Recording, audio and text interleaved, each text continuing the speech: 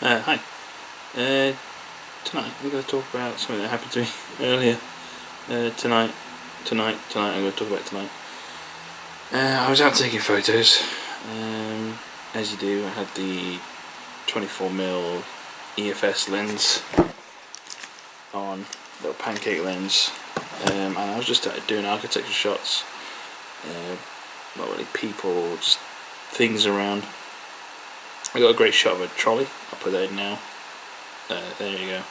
It's a great shot. I really like that shot of a trolley. It's all Dutch angle and it adds to the weirdness. It's very strange. Probably just some kids messing around, but So I was walking along, and I live in a small town in Manchester, in Greater Manchester, near Lancashire. You could probably guess from what I'm about to say, but I'm not going to outright say it. I live in this place called Rivington, and there's a big tower called the Pike. So I'm always trying to get good pictures of it, like with my 50mm lens, which is an 80mm equivalent on the APS-C.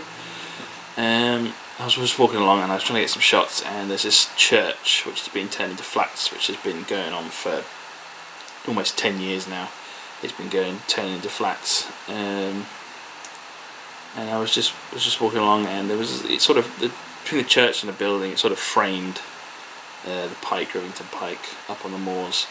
I just taking a few pictures of it, and I'll show you the pictures. They're not great. It's sort of nicely framed, but I need a longer lens. And this guy comes out. He said, "What are you doing?" I was like, oh, "Great."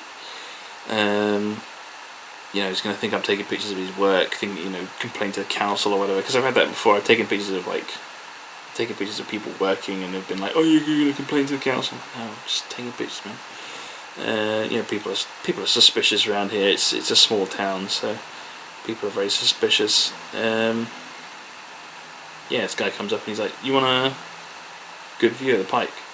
And I was like, "Well, yeah, of course I want a good view of the Pike. Yeah, I'd do anything for a good shot of the Pike."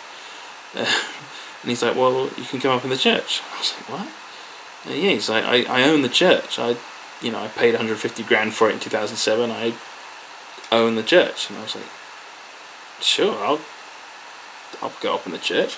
So it's like a good photography opportunity is like free candy and puppies to me. It's like, I'm gonna get, if you say, "Hey kid, get in the van, I've got some good photography opportunities," I'm getting in the van.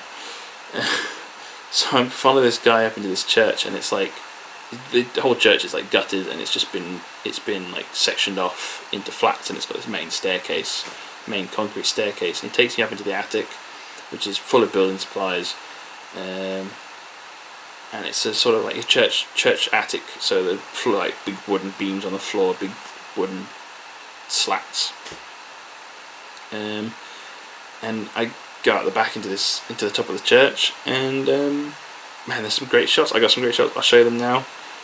They're great. The weather vane shot's really good. That's the guy's initials. He was called Tony. So Tony, thank you, Tony. I don't know his last name. I didn't ask his last name. I took a picture of him. That's this picture here. Took that picture of him. He was a really friendly bloke. I didn't get his last name. Shook his hand and everything. Said thank you. But yeah, I just got some really great shots. So I just wanted to say, because being a photographer can get you anywhere. People see a camera and they instantly assume you're either a photojournalist or a pervert. Their minds go one of two ways. Basically, people either think you're spying on them, or they think that there's some free publicity. So photography can get you anywhere, man. It's crazy. I know this is a really awful angle. I've got my camera on the Joby Gorilla Pod. I just didn't do a proper setup because I couldn't be bothered.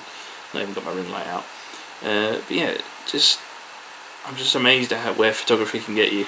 I was photographing a bike race, and they were like, "Hey, do you want to come through the barriers?" And I was like, "Yeah, sure, I'll come under the barriers." I got some good photos under the barriers, and this time I went up into church, and I did a wedding, and I was allowed in Bolton Town Hall, in like some of the secret areas in Bolton Town Hall for a wedding.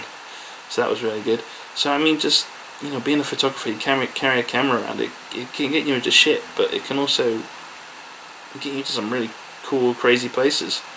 Like the shot of the weather vane, I really love that. I would have never have got that shot if I hadn't, followed a guy into a sketchy church.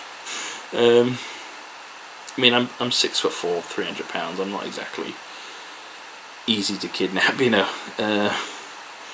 but still, I just, it can get you some crazy places, man. You stick a high vis on, get you anywhere. High vis and a clipboard, especially high vis, clipboard, camera. You just look like a surveyor or a film producer, scouting locations and shit like that. Just carry a camera. And I always carry a camera everywhere. I think you carry a camera anyway. It's a great idea. I've always got my bag on me. As soon as like this, I've got this on me constantly. I've got it. I take it in each room of the house. Like it's on me all the time, just in case I need a camera. But yeah, I was just amazed at this guy's generosity. I wish I could get his last name and properly thank him. Send him like a free print or something. A free print of his weather vane that he designed, because he designed the weather vane. Because I'd give him a 8/10 immediately. Nice big print for his generosity. I should have got his email or something. I never do that. I'm terrible. I didn't even get any film shots. I was so enamored with getting all these pictures that I just was like, thank you. I got to get home and edit these now. So I just ran home to edit them. So I didn't really get his information, but he's around, so I'll get them to him somehow. But yeah, just do photography and it'll get you places, man.